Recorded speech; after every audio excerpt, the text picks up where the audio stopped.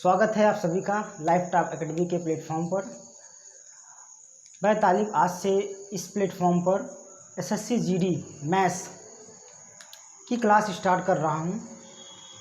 जो लोग इस चैनल पर नए आए हैं वो इस चैनल को सब्सक्राइब कर दें और बेल आइकन को भी दबा दें ताकि उनको नोटिफिकेशन मिलता रहे कि एसएससी जीडी की क्लास का वीडियो कब जो है हमारे चैनल पर अपलोड हो जाएगा। तो चलिए स्टार्ट करते हैं हम लोग एसएससी जीडी की मैथ्स की क्लास। एसएससी जीडी के मैथ्स के सिलेबस की अगर हम चर्चा करें तो पूरा जो सिलेबस है उसके अंदर केवल अर्थमेटिक की चीज़ें ही भरी हुई हैं।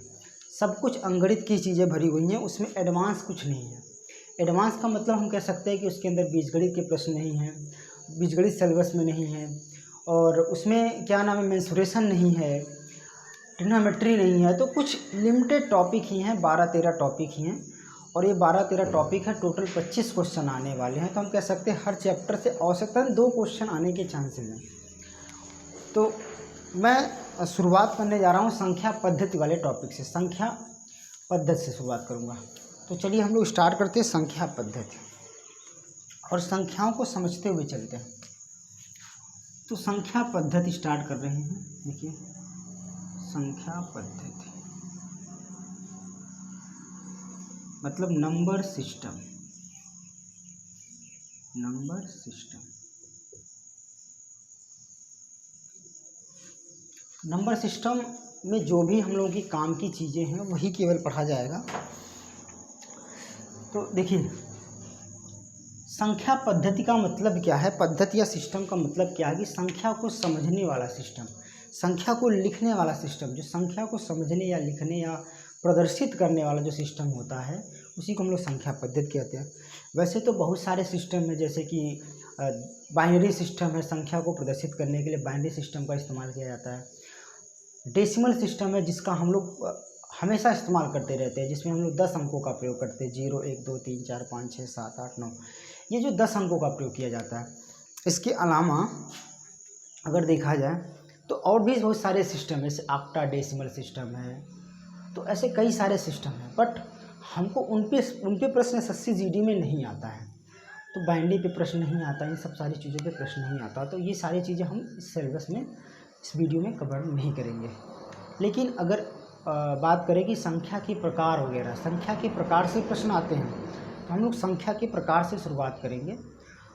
इसके अलावा लोग अंक डिजिट भी पढ़ा जाता है। इसमें डिजिट क्या होते हैं, अंक क्या होते हैं, और अंकों की संख्या कैसे निकालते हैं। तो ऐसे भी प्रश्न होते हैं, बट सिलेबस में नहीं आते हैं तो हम लोग नहीं देखा जाएगा उसको। लेकिन अभी हम शुरुआत करने जा रहे हैं संख्या के प्रकार की। ये संख्या के प्रकार क्या होते हैं। तो संख्या के प्रकार, तो अगर मैं बात करूँ जो नंबर है यानी कि संख्या है, ये 2 हिस्सों में हम बांट सकते हैं। इस नंबर को हम लोग 2 हिस्सों में बांट सकते हैं। एक तो रियल नंबर, एक रियल नंबर, दूसरा इमेजिनरी नंबर। इमेजिनरी नंबर, एक रियल नंबर, दूसरा इमेजिनरी नंबर। रियल नंबर यानी कि वास्तविक संख्या, तो वास्तविक संख्या, और दूसरा जो है हमारा इमेजिनरी नंबर यानी कि काल्पनिक संख्या। काल्पनिक संख्या, इसको हमने 2 हिस्सों में बांट दिया नंबर को। रियल नंबर की बात करें यानी कि वास्तविक संख्या की बात करें तो जितने भी नंबर हम एक संख्या रेखा के ऊपर प्रदर्शित कर सकते हैं उनको हम क्या कहते हैं, रियल नंबर कहते हैं। बट संख्या रेखा पर प्रदर्शित करना, तो हमको तो पता नहीं किसी किसी संख्या रेखा पर प्रदर्शित कर सकते हैं, तो क्या ये डेफिनेशन हमारे लिए काफ़ी हो जाएगी? तो हम बोलेंगे नहीं हो पाएगी। तो हम कह सकते हैं कि देखिए एक दूसरा भी तरीका है उसको पहचानने का। अगर हम किसी भी नंबर का वर्ग करें और आपको एक धनात्मक संख्या मिल जाए, किसी भी नंबर का वर्ग क्या मिले, एक धनात्मक संख्या मिल जाए, तो आप समझ जाइए कि वहाँ पे क्या होगा, वो एक वास्तविक संख्या होगी। तो ए एक वास्तविक संख्या होगी, ए एक वास्तविक संख्या होगी।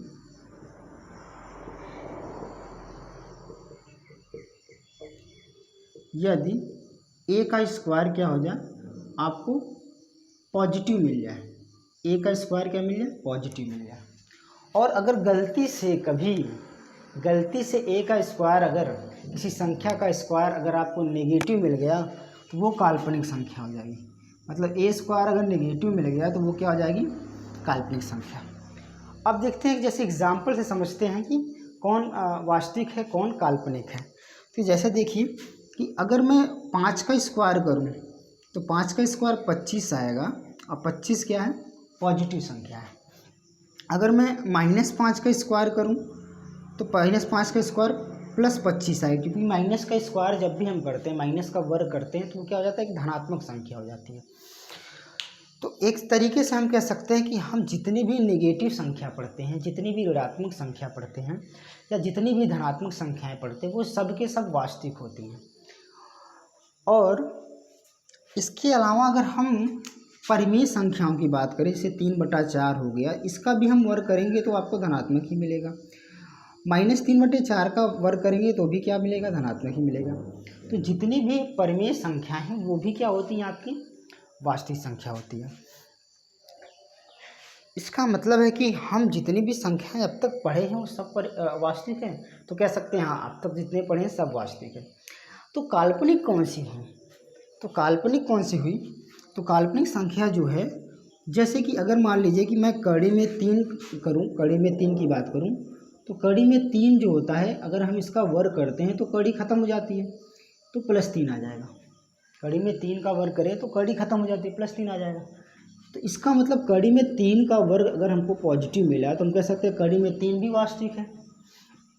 लेकिन अगर हम कड़ी में -3 ले लें कोई संख्या और इसका वर्ग करें तो मुझे -3 मिल जाएगा। तो वर्ग तो कड़ी को ख़त्म कर देगा।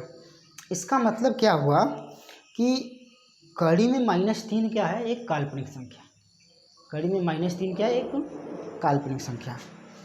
तो कड़ी में इसका मतलब कोई भी नेगेटिव नंबर आ जाएगा तो वो काल्पनिक होगा। हाँ, वो बिल्कुल काल्पनिक होगा भाई, क्यों नहीं होगा, क्योंकि परिभाषा तो यही कह रही है ना कि अगर हम किसी संख्या का वर्ग करें और पॉजिटिव नंबर मिल जाए तो वो वास्तविक रहेगा, और किसी का वर्ग करें और नेगेटिव नंबर मिल जाए तो वो क्या रहेगा, काल्पनिक रहेगा।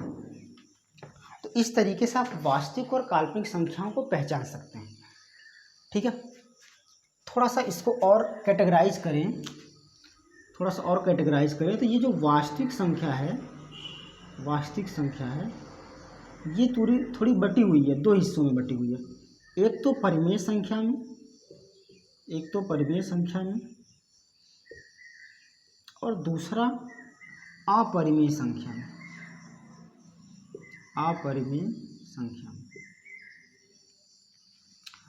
तो वास्तविक संख्या बटी हुई है, परिमेय संख्या और अपरिमेय संख्या। परिमेय संख्या हम किसको बोलेंगे, इसको समझने से पहले, अपरिमेय संख्या को समझने से पहले थोड़ा सा हमको और भी संख्याओं का नॉलेज हो जाए।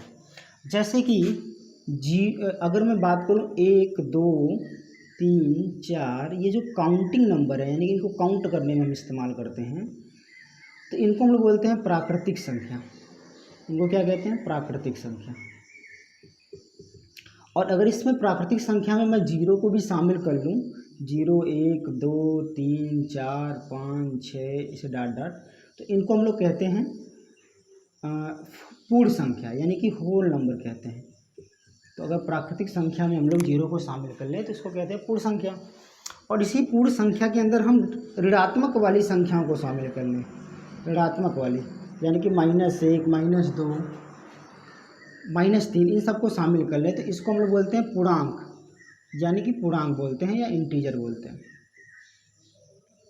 कभी कभी कन्फ्यूजन ये रहती है कि लोग समझते हैं कि 2.5 क्या होगा, क्या वो प्राकृतिक संख्या है, क्या वो पूर्ण संख्या है, क्या वो पूर्णांक।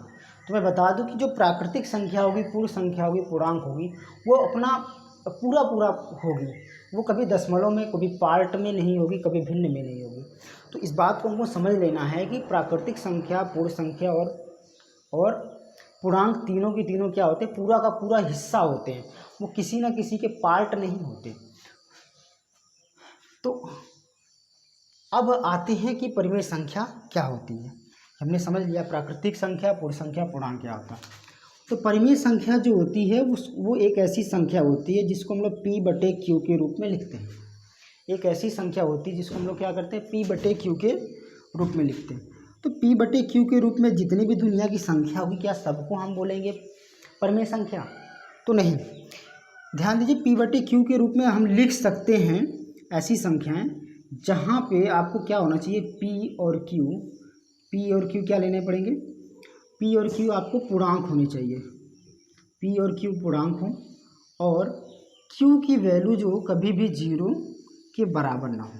इन दो बातों का विशेष ध्यान देना है।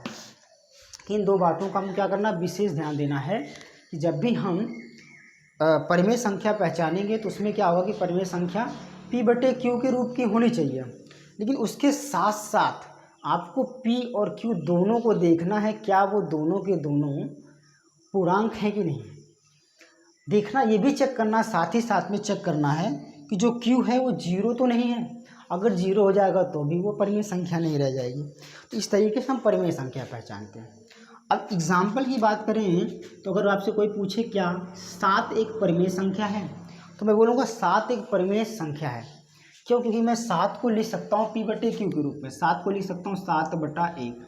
अगर मैं 7 को 7/1 लिख पा रहा हूँ, यानी कि P बटे Q के रूप में लिख पा रहा हूँ, और साथ ही साथ में P क्या है, यानी कि जो 7 है और 1 है पूर्णांक है, और नीचे वाला जो पोर्शन Q था वो 0 भी तो हमारा नहीं है। इसका मतलब है कि हम कह सकते हैं 7 एक परिमेय संख्या। क्या 7 को ही इसी तरीके से 3 को भी तो हम कह सकते हैं, इसी तरीके से सर 5 को भी कह सकते हैं। इसका मतलब है कि जितने भी पूर्णांक हैं, -3 है, -4 है, जितने भी पूर्णांक है सबके सब क्या परिमेय होते हैं? तो हम कह सकते हैं हाँ सबके सब परिमेय होते हैं, क्योंकि सबके बटे हम 1 लिख सकते हैं, और वो P बटे Q का फॉर्मेट बना लेगा, और ऊपर नीचे आपका इंटीजर मिल जाएगा, पूर्णांक मिल जाएगा। तो ये सबके सब क्या हो जाएंगे, आपके परिमेय संख्या हो जाएंगे। तो पूर्णांक जितने हैं सबके सब परिमेय हैं। ठीक है, अच्छी बात है भाई, पूर्णांक सबके सब परिमेय हैं। तो अगर मैं दशमलव की बात करूं, जैसे 0.3 की बात करूं, तो क्या दशमलव संख्या परिमेय हो सकती है क्या? थोड़ा सोचते हैं। देखिए, ये जो अगर दशमलव है तो दशमलव में मैं क्या करता हूँ, ऊपर नीचे 10 से गुणा कर देता हूँ। मतलब इसको हम लिख सकते हैं 0.3/1, और इसमें अगर मैं ऊपर 10 से गुणा करूँ और नीचे 10 से गुणा करूँ, तो 10 से ऊपर गुणा करने पे 3 बन जाएगा, दशमलव खत्म हो जाएगा, नीचे कितना बन जाएगा 10। तो इसका मतलब क्या हुआ कि जो परिमेय की परिभाषा होती है उसमें ये कहा जाता है कि a number can be express as P/Q form. देखिए, उसमें कहा जाता है कि किसी भी नंबर को अगर हम P बटे Q के रूप में लिख पाएँ तो उसको हम परिमेय बोलेंगे। कभी कभी हमको नंबर देखने से P बटे Q के रूप में नहीं दिखेगा, लेकिन हम जब उसमें थोड़ा बहुत बदलाव करेंगे, थोड़ा बहुत चेंज करेंगे, तो हमको वो P बटे Q के रूप में दिखना चालू हो जाएगा। तो इसका मतलब क्या हुआ कि 0.3 जो है वो दिख तो नहीं रहा P बटे Q के रूप में, बट जब हम उसको थोड़ा सा बदलाव किए, थोड़ा सा चेंज किए, तो ये P बटे Q के रूप में दिखने लगा। इसका मतलब क्या हो गया कि हमारा ये 0.3 जो है एक परिमेय संख्या है। ठीक है, 0.3 क्या है, एक परिमेय संख्या। तो क्या जितने भी दशमलव होते हैं सब परिमेय होते हैं? तो इसके लिए हमको सबसे पहले दशमलव को समझना चाहिए कि दशमलव क्या क्या, कौन कौन से दशमलव होते हैं।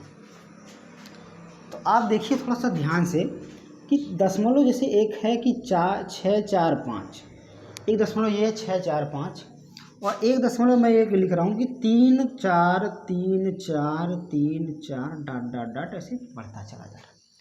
एक दशमलव मैं इस तरीके से लिख रहा हूँ कि 3.114, यानी कि मैं पाई की जो वैल्यू होती है उसका जो दशमलव फॉर्मेट देखिए 3.14, और पता नहीं यहाँ पे क्या बहुत सारी संख्याएं आती हैं, मान लीजिए 2, 8 आता है, और ऐसे बहुत सारी संख्याएं आती हैं। बट यहाँ पे जो संख्याएं आती हैं उसमें कोई भी अंक रिपीट नहीं कर रहा होता। जो पाई की वैल्यू है उसमें 3.1428, तो वो चलता तो जाता है, बट कभी भी कोई वैल्यू रिपीट नहीं हो रही होती है। लेकिन यहाँ पे अगर मैं बात करूँ तो 3, 4, 3, 4, 3, 4 इस तरीके से दशमलव रिपीट कर रहा है। यहाँ पे अगर देखा जाए तो दशमलव के बाद जो है 3 अंक खत्म हो जा रहा है, दशमलव के बाद ये खत्म हो जा रहा है। तो यहाँ पे कई टाइप की वैरायटी है दशमलव का। तो क्या हम सारे दशमलव को हम P बटे Q कह सकते हैं? ऐसा तो नहीं कि हम सारे दशमलव को P बटे Q के फॉर्मेट में लिख पाएँ, या हम कह सकते हैं सारे दशमलव परिमेय ही हो। तो कौन कौन से दशमलव परिमेय होंगे? तो अगर मैं बात करूं तो दशमलव के सबसे पहले प्रकार को समझ लेते हैं। ये वाला जो दशमलव है पूरी तरीके से शांत है। शांत का मतलब क्या हुआ? ये 0.645 अब खत्म हो गया, अब इसके आगे जा ही नहीं रहा है। तो ऐसे दशमलव जो इसके आगे ना बढ़ पाए, मतलब बढ़ ना पाए 2-4 अंकों के बाद या 10 अंकों के बाद 20 अंकों के बाद खत्म हो जाए, तो उनको हम लोग बोलते हैं शांत दशमलव। तो ये आपके शांत दशमलव है, यानी कि टर्मिनेटिंग डेसिमल। ये एक शांत दशमलव, टर्मिनेटिंग डेसिमल। और दूसरे वाले हिस्से में अगर हम बात करें तो दूसरे वाले हिस्से में ये दशमलव शांति नहीं हो रहा भाई, ये बढ़ता चला जा रहा 3-4। तो ये एक अशांत दशमलव है, ये एक अशांत दशमलव है, अशांत दशमलव, ये एक अशांत दशमलव। लेकिन अगर मैं बात करूँ ये वाला भी तो एक अशांत दशमलव है, इसमें भी तो ख़त्म नहीं हो रहा, ये भी बढ़ता चला जा रहा, तो ये भी एक अशांत दशमलव है, अशांत दशमलव। ठीक है, इसको नॉन टर्मिनेटिंग डेसिमल कहा जाता है। तो ये भी अशांत, ये भी अशांत सर, इसका मतलब इनको हम कैटेगराइज कर देना चाहिए ना कि भाई ये एक रिपीट करने वाला अशांत है और एक बिना रिपीट करने वाला अशांत है। तो हम इसको अशांत के साथ साथ एक वर्ड और इस्तेमाल करेंगे, आवर्ती। आवर्ती का मतलब होता है जिसमें पुनरावृत्ति हो, और इसमें जो अशांत, ये वाला अशांत है, इसमें पुनरावृत्ति नहीं हो रही है, तो इसको हम अनावर्ती भी कहते हैं, अनावर्ती भी कहते हैं, यानी पुनरावृत्ति नहीं हो रही है। तो दशमलव का प्रकार हो गया कि कभी कभी दशमलव शांत होगा यानी ख़त्म हो जाएगा, कभी दशमलव अशांत होगा यानी ख़त्म नहीं होगा। अशांत में भी 2 कैटेगरी बन सकती है, रिपीट करने वाली कैटेगरी बन सकती है और ना तो रिपीट करने वाली कैटेगरी बन सकती है। तो इसका मतलब है कि हमारे पास कई तरह के दशमलव हैं, तो हमको चेक करना कि कौन सा दशमलव आपका कौन सा दशमलव जो है वो परिमेय है, कौन सा नहीं है। इसके लिए हम लोग क्या कर सकते हैं, तो थोड़ा सा दिमाग लगाते हैं। मैं सबसे पहले चर्चा करता हूँ कि शांत दशमलव पर, जो शांत दशमलव है उस पर चर्चा करते हैं। देखिए जो शांत दशमलव है, जैसे कि मान लीजिए 6.032, ये दशमलव क्या शांत दशमलव है क्योंकि ये ख़त्म हो जा रहा। अगर मैं अब इसको लिख लूँ इस तरीके से 6.032/1 कर लूँ और इसमें 3 अंक पे दशमलव 1, 2, 3, तो मैं क्या सोच रहा हूँ कि मैं सोच रहा हूँ कि इस दशमलव को ख़त्म करने के लिए मैं इसमें 1000 से गुणा करना चाह रहा हूँ।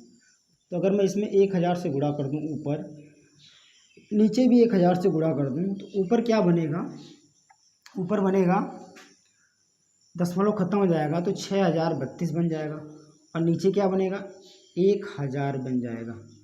तो इसका मतलब क्या हुआ कि जो शांत दशमलव है उसको हम P/Q के रूप में लिख लेंगे, और ये पूर्णांक भी P और Q क्या है, पूर्णांक भी हैं।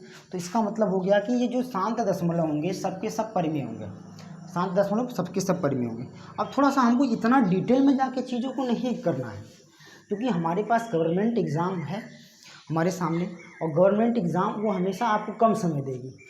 आपको तो 90 मिनट मिल रहा है, और 90 मिनट का मतलब हो गया, अगर 90 मिनट को आप सेकंड में कन्वर्ट करें तो 9×6 = 54, यानी कि 5400 सेकंड आपको मिल रहा। इन 5400 सेकंड के अंदर ही आपको 100 प्रश्न करने हैं। तो अगर 5400 सेकंड के अंदर 100 प्रश्न करेंगे तो आपको एक प्रश्न के पीछे केवल 54 सेकंड मिल रहा।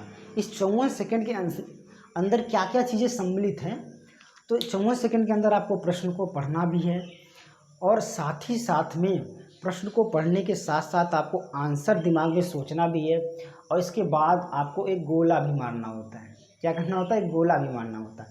तो इसका मतलब क्या हुआ, ये पूरा का पूरा टाइम जो 54 सेकंड आपको मिल रहा है इसी में सारी चीज़ें करनी है। इसलिए हमको थोड़ा स्मार्ट भी बनना पड़ेगा, स्मार्ट तरीके से भी चलना पड़ेगा। तो स्मार्ट कैसे बने, हमने देखा कि यहाँ पे 1 अंक 1, 2, 3 अंक में दाएं से 3 अंक पे दशमलव लगा है, तो यहाँ पे 1000 से भाग लग गए। ठीक है, तो ऐसे ही अगर दाएं से 2 अंक पे दशमलव लगा होगा तो 100 से भाग कर देंगे दशमलव हटा के। अगर दाएं से 1 अंक पे दशमलव लगा होगा तो क्या करेंगे, दशमलव हटा के 10 से भाग कर देंगे। इस तरीके से हम अपनी चीज़ों को क्या करेंगे, टाइम बचाने का प्रयास करेंगे। ठीक है, तो हमने क्या सीख लिया कि अगर शांत दशमलव है और दशमलव दाएं से 1 अंक पे लगा है तो 10 से भाग कर दीजिए, 2 अंक पे लगा है तो 100 से भाग कर दीजिए, 3 अंक पे लगा है तो 1000 से भाग कर दीजिए, 4 अंक पे लगा 10,000 से। इसी तरीके से बढ़ाते चले जाएंगे और हमारा दशमलव खत्म हो जाएगा। इसको हम P/Q के रूप में लिख पाएंगे। लेकिन थोड़ी सी बात फंस जा रही है कि जो हमारे पास अशांत दशमलव है, और अशांत में भी मैं आवर्ती वाले की बात कर रहा हूँ, अशांत आवर्ती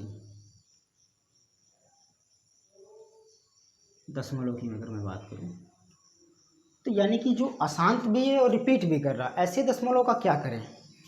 जैसे सपोज करिए एक एग्जांपल लेते हैं कि 0.7777 ये चीज़ है, इसका अगर हम क्या करें तो देखिए मैं ट्रेडिशनल मेथड से नहीं चलूँगा।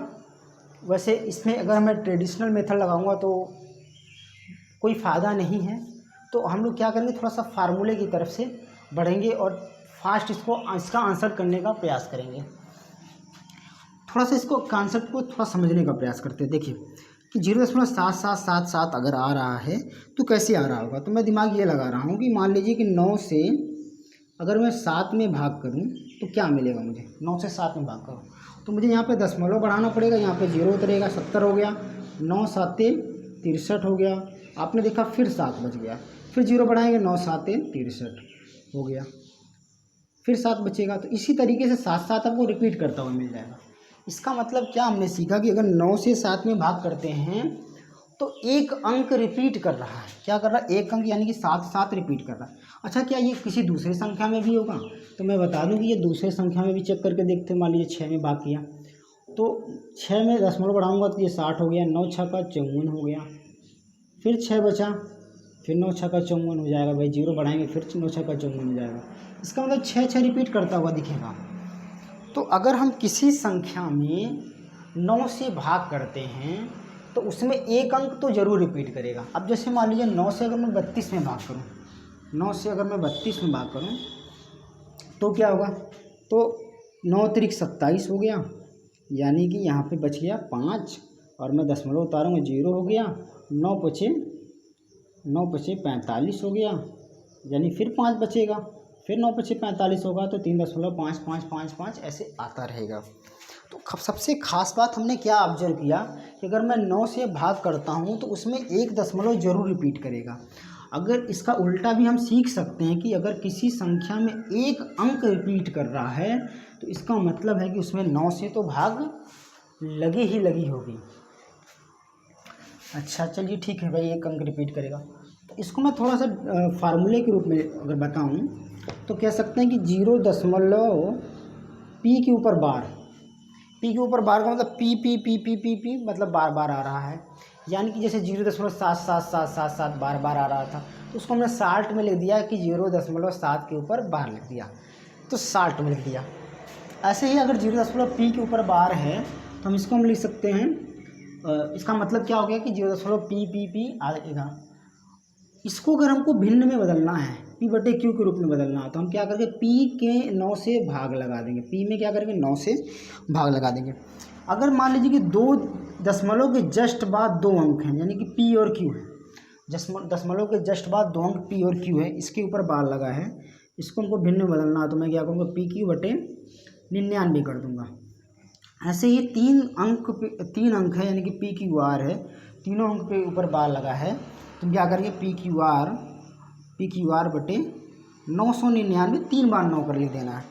तो आप समझ गए कि दशमलव के जस्ट बाद जितने अंक पे बार लगा होगा, जितने अंक रिपीट कर रहे होंगे जस्ट बाद, ध्यान दीजिएगा जस्ट बाद, तो वहाँ पे हमको क्या करना है कि उसमें जितने अंक पे बार लगा रहेगा उतने ही 9 का इस्तेमाल किया जाएगा नीचे डिवाइड करने के लिए।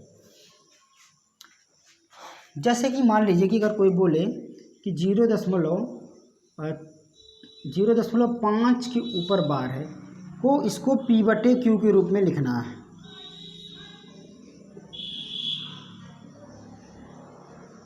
तो हम 0.5 के ऊपर बार को P/Q के रूप में कैसे लिखेंगे। तो हम क्या करेंगे कि भाई 0.5 के ऊपर बार है, अगर एक अंक के ऊपर बार है तो इस बार को हटा देना, दशमलव को हटा देना, केवल 5 को लिखना है, और फिर एक अंक पे बार है तो 9 से भाग कर देना।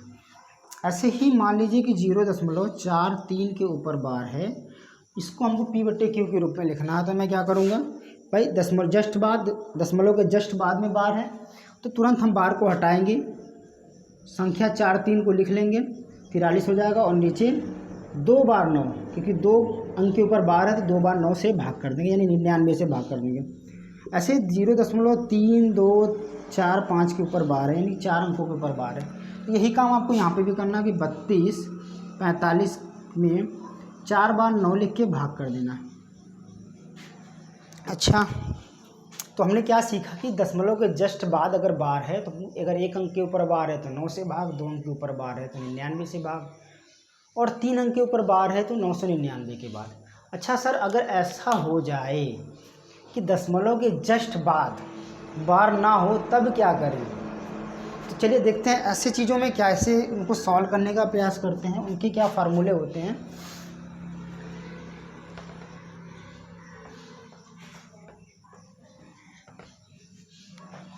जैसे कि 0.345 एक ऐसी संख्या है जिसमें 5 के ऊपर बार है बट 3 4 के ऊपर बार नहीं है, 3 4 के ऊपर बार नहीं। इसको भिन्न में बदलना, पी बटे क्यू के रूप में बदलना है। तो क्या करना है, सबसे पहले दशमलव बार को भूल जाइए और पूरा का पूरा संख्या उतार देना है। 3 4 5 मतलब ये पूरी संख्या आपको उतारना है, ठीक है,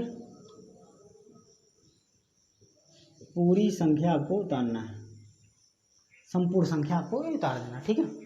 फिर क्या करेंगे, इसमें से घटाएंगे, किसको घटाएंगे, जिसके ऊपर बार नहीं है। किसके ऊपर बार नहीं है, 3 और 4 के ऊपर, यानी 34 के ऊपर बार नहीं है।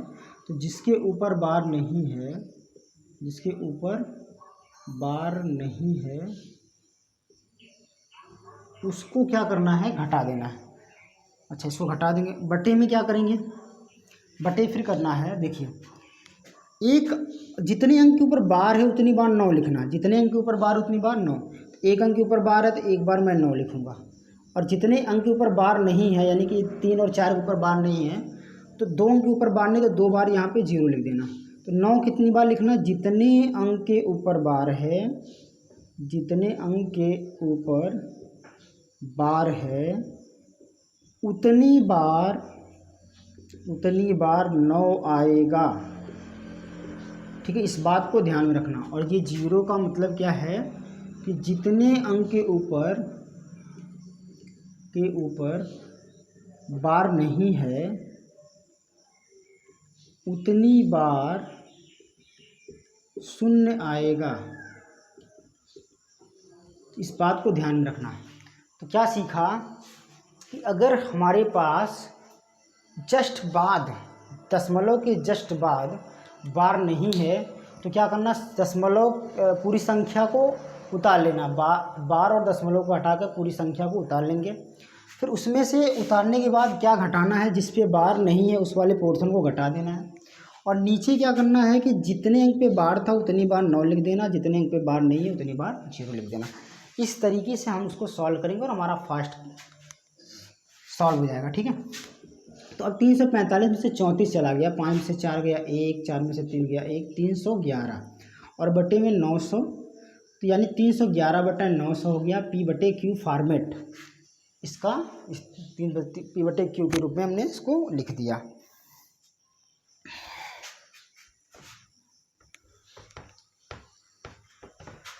और क्वेश्चन से इसको थोड़ा और समझने का प्रयास करते हैं। जैसे मान लीजिए कि 0.432 और 32 के ऊपर बार है, ठीक है।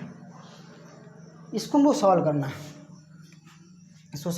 तो क्या करेंगे कि सबसे पहले पूरा उतार लेना, यानी कि 432। फिर किस पे बार नहीं है तो आप देखेंगे 4 के ऊपर बार नहीं, तो 4 को घटा देना है। अच्छा, कितने अंक के ऊपर बार है, 2 अंक के ऊपर बार है तो 2 बार 9 लिख लेना है। कितने अंक के ऊपर बार नहीं, 1 अंक के ऊपर बार नहीं तो 1 बार 0 लिख लेना है। इसी तरीके से इसको सॉल्व करना है। 432 में से 4 चला जाएगा तो आपका आ जाएगा 428, और नीचे कितना हो जाएगा 990। 428 बटा 990, इसमें अगर मैं 2 से अगर इसको भाग लगाऊं तो 2 से 1 कट जाएगा, 2 दूना 4, 2 1 9 2, 2 चौके 8, और नीचे अगर मैं 2 से भाग लगाऊं तो 2 चौके 8 हो जाएगा, 2 9 18 हो जाएगा, 2 पच्चे 10 हो जाएगा, ठीक है। तो इस तरीके से 214/495 आ जाएगा। थोड़ा अगर और भी सरल होगा तो आप और भी सरल कर लेंगे, संख्या को सरल करना है, काट देना है। ठीक है, मुझे लगता है कि आप सभी को धीरे धीरे समझ में ये बात आ रही होगी कि शांत दशमलव को हमने पीछे देखा कि शांत दशमलव को P/Q के रूप में लिख सकते हैं, अशांत और आवर्ती वाले को P/Q के रूप में लिख सकते हैं। इसका मतलब शांत दशमलव परिमेय होगा, अशांत आवर्ती दशमलव भी परिमेय होगा। ठीक है, थोड़ा 2-4 और क्वेश्चन देखते हैं कि इसको सॉल्व करते हैं, क्योंकि इस पे आधारित प्रश्न आपके SSC GD में पूछे गए हैं और अन्य एग्ज़ामों में भी पूछे जा रहे हैं, तो इसलिए हमको इसको अच्छे से सीखना है। ठीक है, कुछ और क्वेश्चन के माध्यम से इस बात को हम धीरे धीरे अपने माइंड के अंदर फीड करेंगे कि किस तरीके से हम दशमलव वाली यानी अशांत आवर्ती वाली दशमलव वाली संख्या को P/Q के रूप में लिखें। देखिए, अगर मान लीजिए कि 3.24663 63 के ऊपर बार में दे दिया, यानी कि 63 के ऊपर बार है। यहाँ पे जो पूर्ण वाला भाग है, पूर्ण वाले भाग को आप साइड में लिख लिया करिए। ठीक है, जो पूरा हिस्सा यानी 3 जो हिस्सा है उसको साइड में लिख लीजिए। हमको काम करना है दशमलव के बाद वाला जो पोर्शन है उसी को P/Q के रूप में बदलने का प्रयास करना है। तो हम क्या करते हैं कि ये पूरे अभी तरीका क्या बताया गया कि आपको पूरा का पूरा ये नंबर उतार देना है, 24 63 ये पूरा उतार देना, फिर माइनस करना जिस पे बार नहीं है। आप ध्यान से देखें तो किस पे बार नहीं है, 24 के ऊपर बार नहीं है, तो 24 घटा देना और बटे जितने अंक पे बार है, 2 अंक पे बार है तो 2 बार 9 आएगा, और जितने अंक पे बार नहीं है, 2 अंक पे बार नहीं है तो 2 बार 0 आएगा। अब इसको थोड़ा सॉल्व करते हैं कि 3 सही यहाँ पे घटा लेते हैं कि 13 में से 4 चला गया 9, 5 में से 2 चला गया 3, तो यानी कि 24 39 ही आ गया, और बटे में ये 99 100 आ गया। अब इसको देखें तो ये 3 से कट सकता है, 3 से कट जाएगा, और मुझे लगता है कि 4 3 7 2 9 9 18 यानी कि 9 से भी कट जाएगा। तो मैं इसको 9 से काटता हूँ। 9 से अगर इसको काटें तो नीचे कितना हो गया, नीचे हो गया 1100, 11 बार में कट जाएगा। और 9 से इसको काटे तो 9 दूना 18, इसको 9 से काटे 9 दूना 18 यानी कि 6 63, 9 7 63, 9 करना 9, तो 271 आ गया, और बटे 1100 आ गया। अगर 11 से काटे तो 11 से गुना 22, 11 से भाग नहीं लग पाएगी, तो आपका ये आंसर आ जाएगा 3 सही 271 बटे 1100। ठीक है, ये बात आप धीरे धीरे समझ जाएंगे कि करना क्या है, कि पूरी संख्या में से जिस पे बार नहीं है उसको घटा देना है, और नीचे उतनी ही बार आप 9 लिखेंगे जितने अंकों पर बार होगा, और उतनी ही बार आप 0 लिखेंगे जितने अंकों पर बार नहीं होगा। ठीक है, एक क्वेश्चन और लेते हैं, थोड़ा सा इसको और इलोबरेट करते हैं, समझने का प्रयास करते हैं थोड़ा सा इसको और।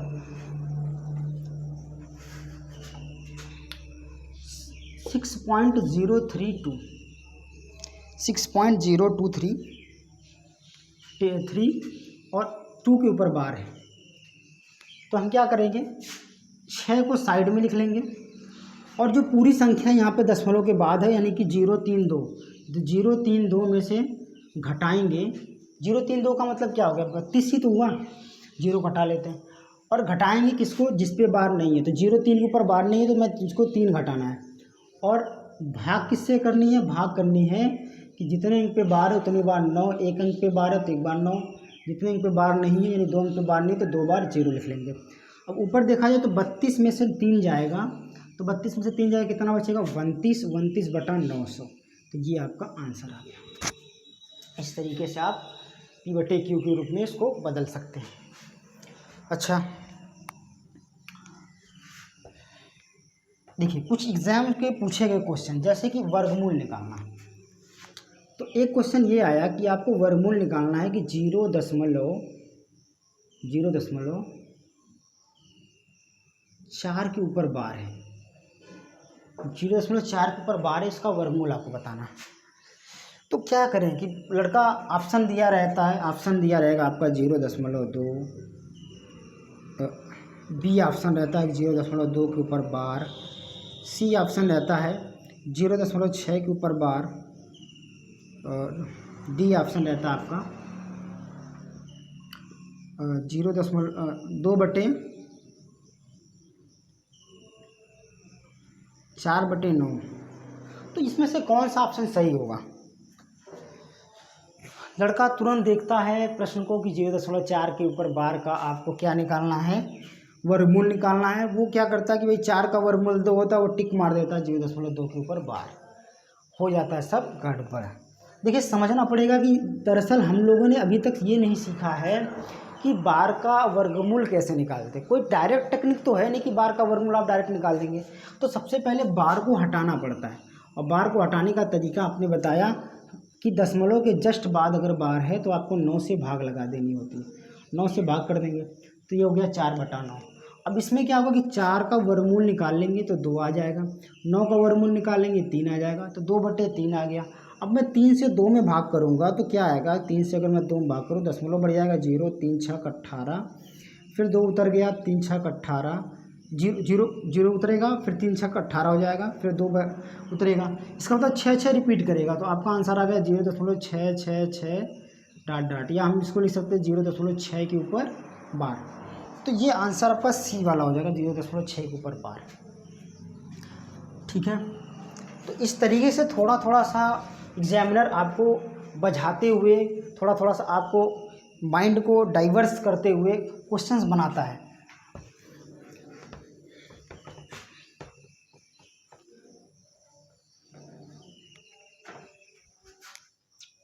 अगर एक क्वेश्चन और देखते हैं जो एग्जामिनर बनाता है कि 0.037 के ऊपर बार है और इसका घनमूल निकालना है। क्या निकालना? घनमूल। तो घनमूल के लिए आपको कड़ी ऐसे बनानी होती है और यहाँ पे 3 लिखा हो तो आप समझ जाइए कि घनमूल निकालना है, घनमूल। तो अब घनमूल निकालते हैं इसको। घनमूल अगर आप देखेंगे तो संख्या इतनी जटिल और देखने से लग रहा है कि इसका घनमूल निकाल पाना कठिन है, बहुत ज़्यादा कठिन है। तो क्या करें इसको? तो अभी तो सीखा गया कि अगर 3 अंक पे दशमलव के बाद जस्ट 3 अंक पे बार है तो क्या करना है कि दशमलव और बार को हटा देना है, तो ये 37 बचेगा। और इसमें 3 अंक पे बार है तो 3 बार 9 से भाग कर देना, 999 से भाग कर देना। और जब 37 से आप 999 भाग करेंगे, देखिए 37 अगर 999 को काटना चाहें तो क्या होगा, तो इसमें क्या होगा कि 37 से ये चला जाएगा 2 बार भाग, तो 2 7 14 हो गया, 2 3 6 1 7 हो गया, तो 37 दूना 74 हो गया, यानी 9 में से 4 गया 5, 9 में से 7 गया 2, 25, यहाँ पे 9 उतार लिया, 259। अब 37 से अगर मैं इसमें 7 बार भाग ले जाऊँ तो ये 259 आ जाएगा, पूरा कट जाएगा। तो आपने क्या देखा, 37 से 999 कितनी बार में कट जाएगा, 27 बार में कट जाएगा। ये हो गया 1/27। तो 1 का अगर मैं घनमूल निकालूँ तो 1 आएगा, और 27 का घनमूल निकालूँ तो 3 आ जाएगा। और 3 से जब मैं 1 में भाग करूँगा तो 0.3333 आपको मिलना शुरू हो जाएगा। इसका मतलब आपका आंसर हो गया 0.3 के ऊपर बार। ठीक है, तो ये बात आप समझ पाए होंगे कि देखने से प्रश्न थोड़ा सा कठिन लग सकता है, लेकिन जब हम उसको थोड़ा सा सरल करते हैं तो आसानी से सॉल्व हो जाता है। तो इस तरीके से बार का घनमूल निकाल सकते हैं, इस तरीके से बार का हम वर्गमूल निकाल सकते हैं। चलिए अब मिलते हैं नेक्स्ट वीडियो में इसी ही उत्साह एवं उमंग के साथ। आप सब अपना ख्याल रखिए। धन्यवाद।